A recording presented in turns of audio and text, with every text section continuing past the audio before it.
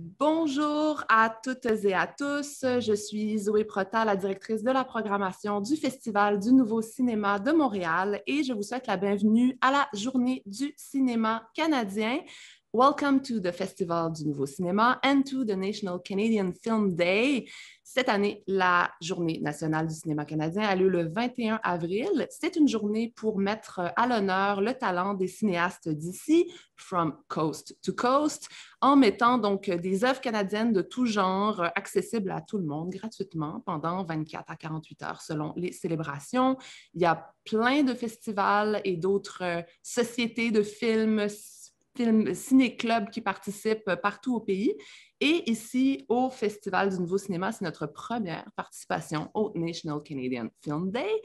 On a choisi de mettre en lumière un film qu'on considère d'ores et déjà comme un grand classique canadien, un film qui nous ressemble, très canadien, mais très nouveau cinéma aussi. C'est le 20e siècle de 20th Century de Matthew Rankin.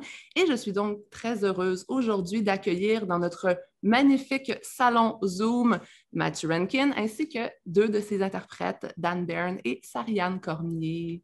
Bonjour à tous. Welcome, everyone. Thank you so much. How are you feeling, guys and girls? And the little guy there. I feel great. Yeah, I'm excited to be here. This is my first time meeting the little one, so I'm excited for that. And we thought, what's better than a film from Quebec by a director originally from Winnipeg in both official languages, with actors from all Canadian backgrounds to represent FNC during the National Canadian Film Day. So the discussion will be both in French and English, but will not translate everything. It will be a little bit heavy and long, so feel free to jump in whenever you want and in which language you prefer. So just a little resume. The 20th century is about our late Prime Minister, the Right Honorable William Lyon Mackenzie King. But if you expect a classic biopic, brace yourself and get ready for a roller coaster of ride of punk energy and cynical humor. And yes, I wrote that myself. Le film a eu sa première en 2019. Il a eu vraiment un superbe parcours, vraiment partout dans le monde. Et je voulais débuter en parlant d'abord d'histoire réelle, d'histoire rêvée.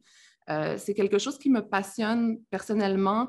Le cinéma et l'histoire, je trouve que c'est des questions passionnantes, surtout lorsqu'elles échappent aux conventions du réalisme ou de la fameuse véracité historique. Et Mathieu, des figures historiques, elles parcourent tes films depuis longtemps.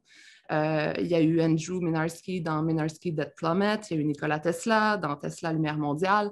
Qu'est-ce qui t'interpelle, en fait, dans la matière historique et dans des figures historiques, certaines très obscures, certaines très célèbres?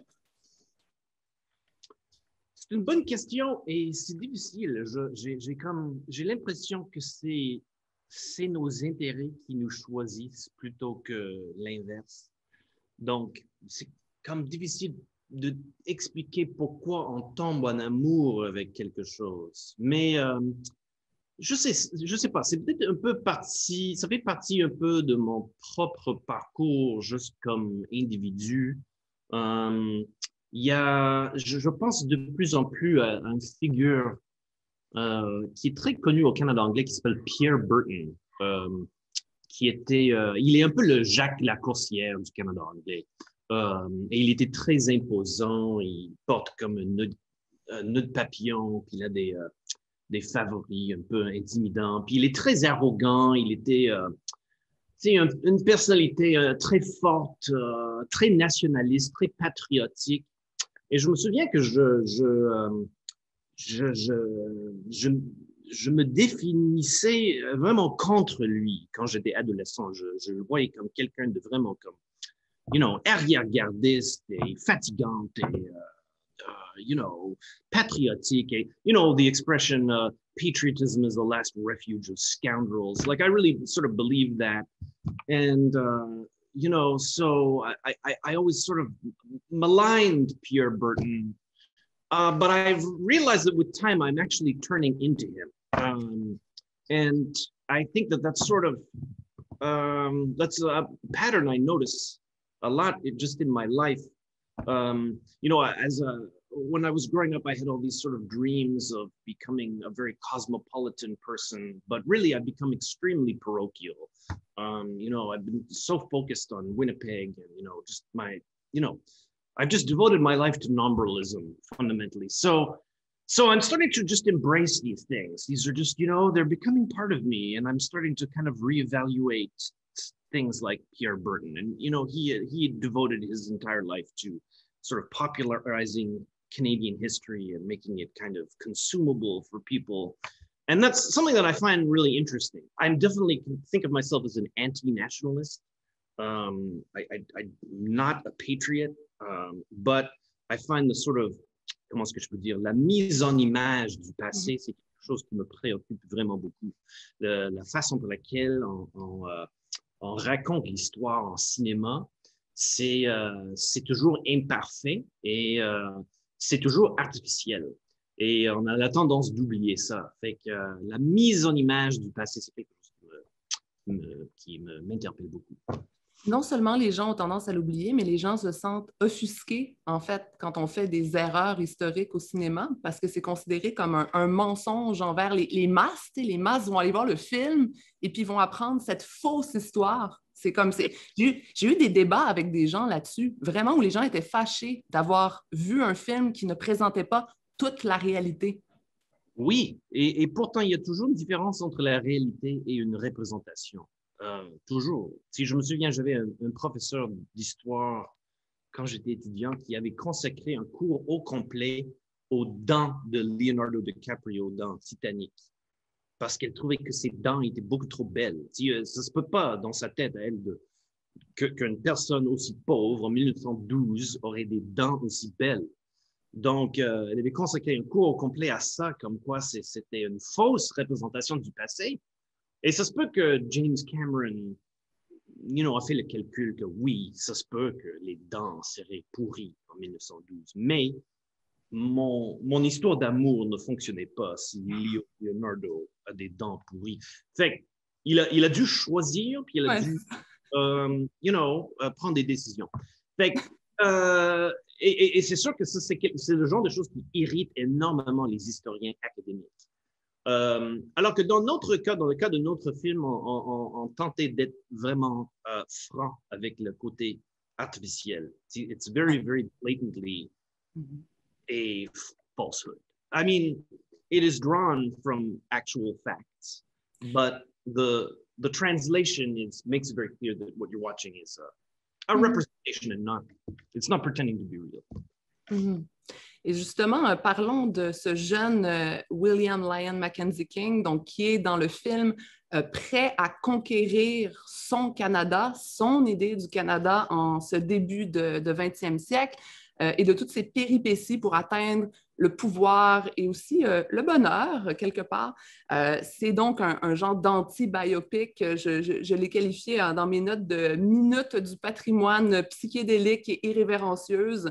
Donc, on joue sur l'histoire fausse et l'histoire vraie. Tu l'as dit. Qu'est-ce qu'il représente, en fait, Mackenzie King? Pourquoi lui? Puis, pourquoi tu as voulu lui donner cette grandeur sur grand écran? Yeah, il veut dire quelque chose historiquement, politiquement, bien sûr, et tout ça, ça m'intéresse. Il était un des politiciens les plus réussis dans l'histoire du Canada. Il était premier ministre du Canada pendant presque 22 ans. Donc, il a un peu donné la recette à tous les politiciens qui ont suivi après comment se maintenir en politique pendant longtemps. Et c'est un peu l'architecte du centrisme canadien. C'est un personnage très modéré qui est vraiment, vraiment radicalement au centre. Il marchait de façon très prudente entre l'idéalisme et les cauchemars de son époque. Et il a vraiment consacré sa vie à un compromis absolu à tout moment.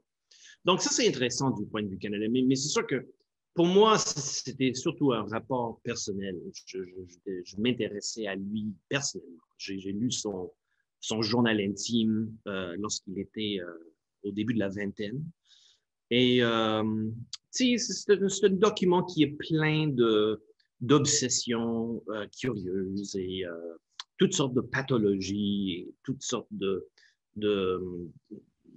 déclarations mélodramatiques. Et ça me rappelait tellement de mon propre journal intime. Donc, j'avais juste une connexion personnelle avec lui, dans le fond. Donc, je dirais que c'est ça le point de départ. Le public et le privé. En ce moment, on déboulonne beaucoup les statuts des pères fondateurs de la nation.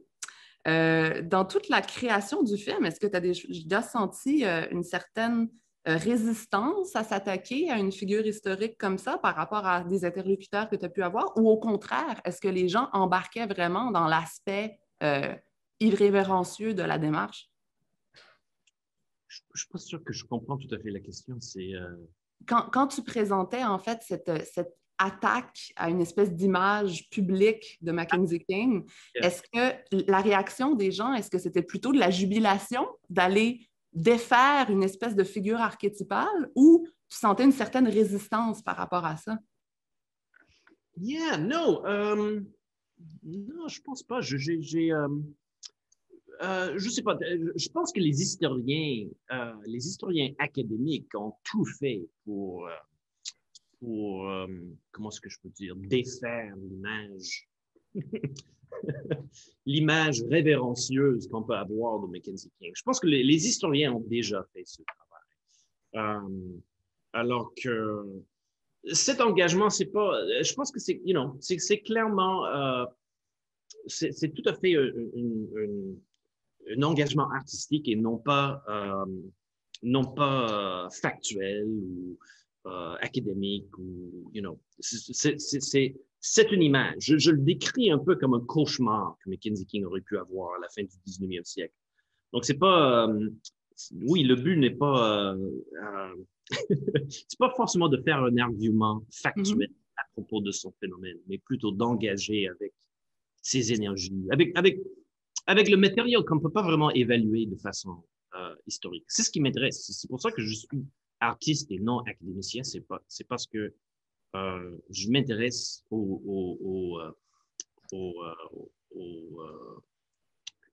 quel est le mot?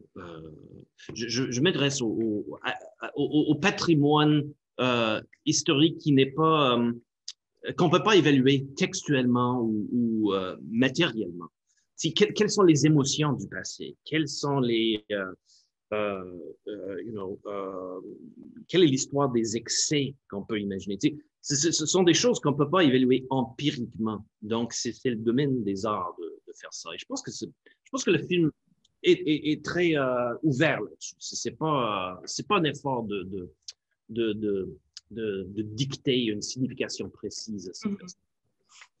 Yeah, like, can I just add one thing? Because I feel like sometimes absolutely. Like it wasn't always, like it's not always an indictment.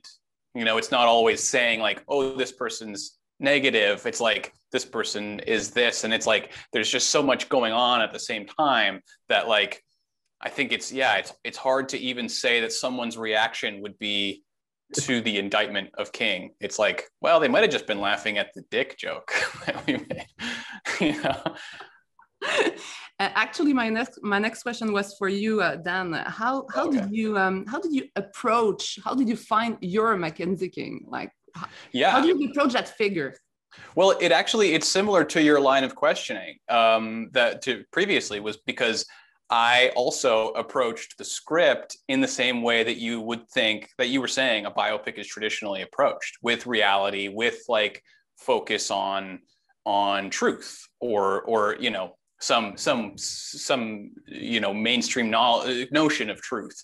And so I was like looking for things to like inform the performance that were drawn from reality, and like only over the course of like months in preparation was it sort of like, no, the artistic intention behind the film is not one of the depiction of realistic historical elements, and one more of like using like the emotional foundation of historical, documents or just study to like, populate and to help create a world of its own, like with its own rules and its own life. And so like, it was one of like, it was a shift from like depicting reality to like depicting emotions, I guess, was really how we got there. Was like, no, he's just a guy, like focus on the emotional foundation as opposed to like, the way he walks or something. Mm-hmm. Yeah. Et Sarah-Anne, toi, tu interprètes Nurse Lapointe, donc l'infirmière love interest contrariée du futur président canadien. Je voudrais que tu nous parles un peu du personnage, que tu décrives en fait sa relation avec Mackenzie King. Sa relation, mais c'est que sa relation, c'est une drôle. Je pense pas sûr que c'est une relation, en fait. Ah. C'est un très bon début. Mais je pense que ça aurait pu être une relation. Ben, être ça, mais c'est pas ça du tout. Donc, je pense qu'on est plus. J'ai vraiment comme un enfant qui fait l'étoile de mer dans mes bras en ce moment, mais une relation, mais je pense que c'est comme. J'ai peu de concentration. Mais, ouais. J'essaie de le calmer une seconde, je reviens. Il n'y a pas de problème. On continue sur le jeu d'acteur. So, usually in auteur cinema, it often commands like a very realistic or even naturalistic way of acting. So here, obviously, it wasn't the right route. So how would you describe Matthew's approach for directing acting? That's very interesting. Matthew is so truly collaborative, is how I've described it to people, in the sense that he was like, a lot of the work I think is done in the casting, where you choose the person and then sort of just set up the circumstances so that the person that you brought can do the thing that, or like be their best version of themselves, as opposed to like, putting someone through their paces or something, like making them do exercising or something like that. It's like, it's the direction is almost one that you don't even really see, because it's all the circumstances that are around your performance that have led to the moment that you can then produce the best version of that. So like, it's one of I think of like massive preparation on his part, combined with a genuine love of the gifts that collaborators can bring. Yeah. Et justement, Mathieu, je voulais te parler de casting parce que tu as souvent quand même collaboré avec certaines personnes qui reviennent régulièrement dans tes films. Donc, tu as une famille d'acteurs, en fait, qui reviennent souvent et de collaborateurs en général. Est-ce que c'est important pour toi de se construire cette famille et aussi de s'entourer de personnalités vraiment très marquantes et plus grandes que nature? Oui. Yeah, c'est une... je pense que fondamentalement, c'est mieux de faire du cinéma avec tes amis. Normalement, j'aime mieux ça. C'est toujours juste un plaisir. C'est un miracle de pouvoir faire un film. Fait que, on veut partager on veut partager il faut que ce soit une célébration. Fait que j'aime faire ça avec mes amis. C'est sûr que il y a quand même un ton qui était important dans ce film pour le casting, et c'était une question de m'entourer avec des gens qui étaient capables d'embarquer là-dedans. C'est un ton qui est un peu délicat entre le sincère et l'ironique. C'est mélodramatique, mais on ne se moque pas de la mélodrame non plus. C'est-à-dire que c'est incarné. C'est comme, je m'inspire tellement de Divine, the actor of, John Waters' muse, because Divine can, of course, be very, very over the top, but it's always real. It's always really, really happening with Divine, right?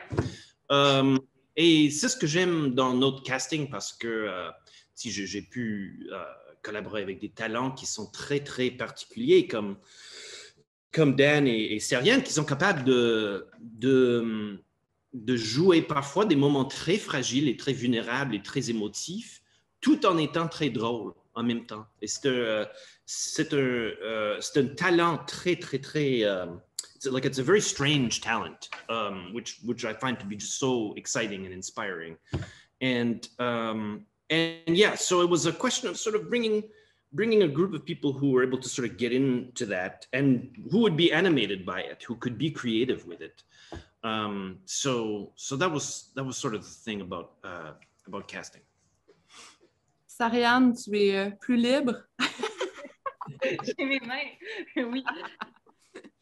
C'est ça, si tu veux nous dire quelques mots sur, en fait, le jeu d'acteur dans The 20th Century, la direction d'acteur et aussi ton personnage. Mais qu'est-ce que j'ai trouvé vraiment chouette, c'est qu'on avait un terrain de jeu. Puis souvent, on est dans des cadres très précis, quand on joue comme au cinéma, on a des décors, tout ça, mais là, on était vraiment dans un terrain de jeu imaginé par Matthew. Donc, je trouvais que le grand bonheur de jouer dans le film, c'était aussi de jouer dans des structures étranges, comme dans des modules, comme des modules pour enfants, mais on avait des modules pour adultes. C'est tellement le fun de se permettre de pouvoir jouer dans des décors comme ça. Donc ça, c'était super le fun. Puis ça nous amenait beaucoup de choses. Comme... En tout cas, pour moi, ça m'a amené beaucoup, beaucoup. Puis justement, parlons du tournage, en fait, des décors, parce que c'est particulier là, pour les néophytes qui ne savent pas comment c'est fait. Tu sais, je veux dire, tu parles de modules, mais vos modules, ils étaient assez virtuels. Donc, je veux dire, dans quel décor vous évoluiez quand on voit le film? Ça avait l'air de quoi, le plateau de tournage? Tu parles à moi? À tout le monde! mais moi, j'avais l'impression qu'on était comme, en tout cas, dans des structures, comme des structures, mais j'avais vraiment l'impression d'être dans un... C'est ça, mais on jouait. J'avais l'impression des fois, il y a des trucs qu'on joue, mais on joue des personnages, puis c'est plus sérieux, mais des fois, on joue comme on joue, comme jouer, genre, comme la notion de jeu, tout simplement. Yeah, because it was a singular acting space. How do you move in those kinds of spaces? How does it influence the acting? Well, it's a lot of imagination required. There was a lot of because there's almost like there's no green screen in the film, and yet it felt like green screen a lot. Like you were imagining a lot of things going on, especially because in the like exterior spaces, everything is quite geometric and impressionistic, and so those become, kind of theatrical, like lands of imagination. So you're sort of creating worlds, and as a result, you're not moving very much. You're moving a little tiny amount, and then they put all the movements together to make it look like you're moving quite a lot. And I also wanted to touch the costumes because they are absolutely fabulous. Patricia McNeil is the costume designer. You, as actors, you must like to play dress up. So, oh yeah, she was just incredible. Like, she was the first person that I would see every day when I would show up, because I had to walk by her office to drop off my stuff, and she would say "Bon matin, Dan," with this like expression, like she had something in mind for me that day. Oh my God. Some new treasure to like wear or whatever, or interact with usually. So yeah, she was a dream. Mais aussi, il y avait tout le travail aussi du CCM, autant le maquillage puis la coiffure qui amenait beaucoup. Surtout pour Nurse Lapointe, on dirait qu'elle avait comme... Tu sais, des fois, les cheveux, c'est vraiment important pour moi, un personnage, ses cheveux. Je pense qu'on comprend tout le personnage dans l'espace qu'on habite, dans l'espace dans le monde, là, en fait. Là. Donc, je pense que... T'inquiète, j'allais parler de tes cheveux aussi, c'est sûr.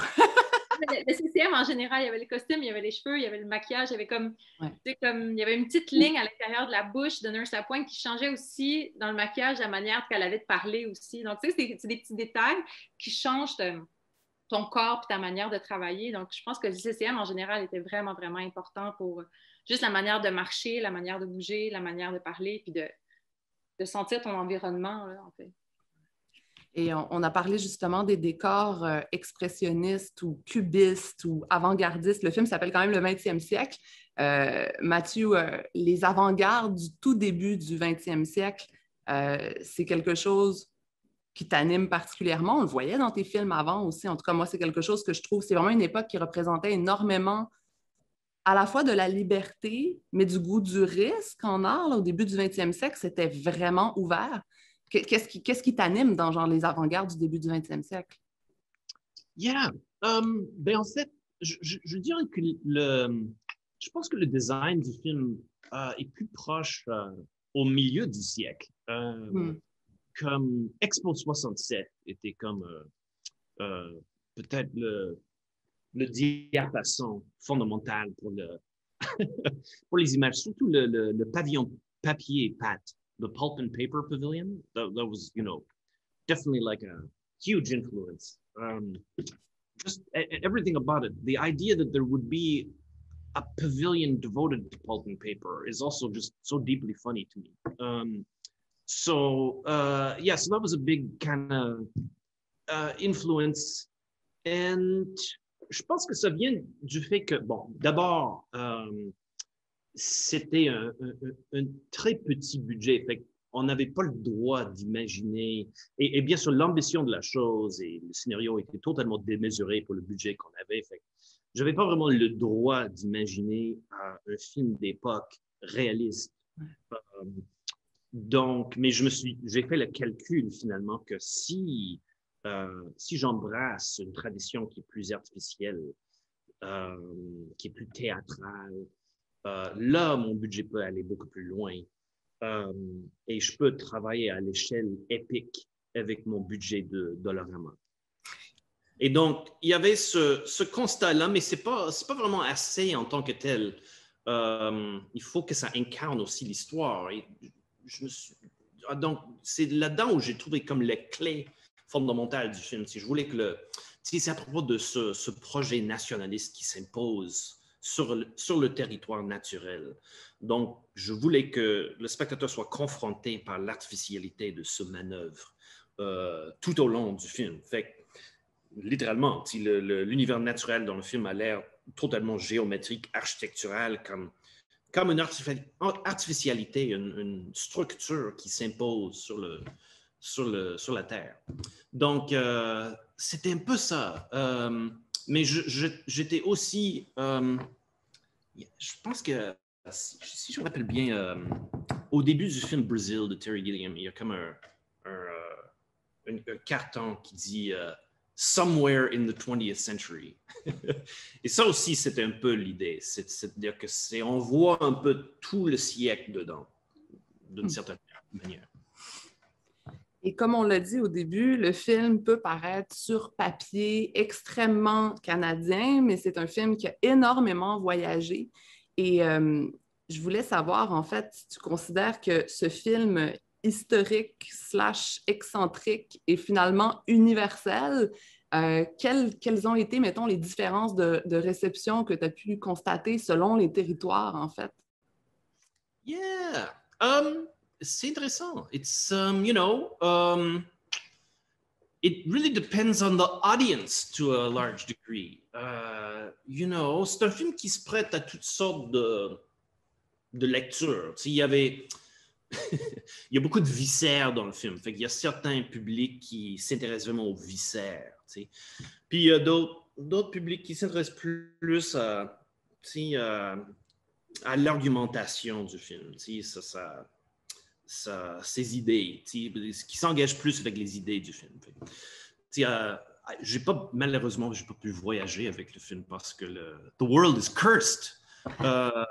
But I did go around with it a bit, and yeah, it's sort of one of those things. There's like you start to really see Mississauga is definitely not an internationally renowned municipality, despite what's her name, Dan? Hazel McCallion. Is that the mayor of Mississauga? Yeah, she's like 100 years old. Yeah. I mean, despite all those efforts. That's right. Despite having a supergenarian as the mayor of Mississauga, the Mississauga joke really only works, you know, in Canada, right? So it's not entirely, you know, there are limits to its universal appeal. But that was one thing I really noticed, that in Canada and the United States, there was kind of more of a engagement with the viscera, whether they got the Canadian stuff or not. And then when we showed it in Germany, it was it was very much ideas generated. Like a lot of the questions were about the ideas of the movie and what it meant about nationalism, and, you know, what is the sort of, you know, what is the synthesis of 20th century history going on there and stuff like that. So you know, but I think that's true of any film. I think, you know, it plays differently depending on the mood in the room. And as a conclusion, my favorite question, is the 20th century the most Canadian film ever? And what's Canada, both in real life and on the big screen, for you? Boy. Yeah, well, I mean, it certainly is like it's like a nightmare of Canada, right? It's sort of nightmarishly Canadian. It's sort of how I describe it. Certainly it's not, I wouldn't call it a patriotic film. So, you know, there are some films which, in terms of patriotism, are definitely more Canadian than this one. Yeah, and I don't know, Canada in reality, I don't know that I have an easy answer for that. You know, I'm from Winnipeg, which is like its own planet. And I've lived most of my adult life in Quebec, which is yet another planet. So, so I don't know what it is. And, you know, I think it's a strange thing. And I think it's hard to even speak about Canadian film, because I feel like, you know, it's you know, like in Winnipeg, I can definitely, you know, observe very specific set of obsessions and pathologies that unify Winnipeg filmmakers. And I can say that obviously about Quebec cinema, right? Like Quebec cinema is one of the great, you know, Quebec is one of the great cinematic cultures of the world. And I think part of that comes from the fact that there is this sort of coherence, and we can speak of it as a national cinema, right?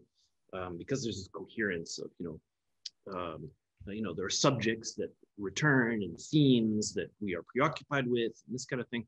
But Canada is, I can't really, you know, I wouldn't be able to sort of really identify that. But I think that that's interesting. You know, I think that's also interesting as well. So it's I guess, how would you say? I mean, it's, you know, it doesn't make a lot of sense. Merci beaucoup d'avoir été avec nous aujourd'hui. Merci à Matthew Henkin, à Sarianne Cormier, à Dan Byrne qu'on a perdu en route. J'espérais qu'il allait pouvoir revenir nous faire un petit coucou de Toronto. Mais en tout cas, merci d'avoir été avec nous aujourd'hui. Et puis évidemment, profitez de la Journée nationale du cinéma canadien pour aller découvrir peut-être plein de nouveaux cinémas canadiens que vous ne connaissez pas, et pour voir évidemment le 20e siècle de 20th Century sur la plateforme en ligne du Festival du Nouveau Cinéma. Merci beaucoup. Merci.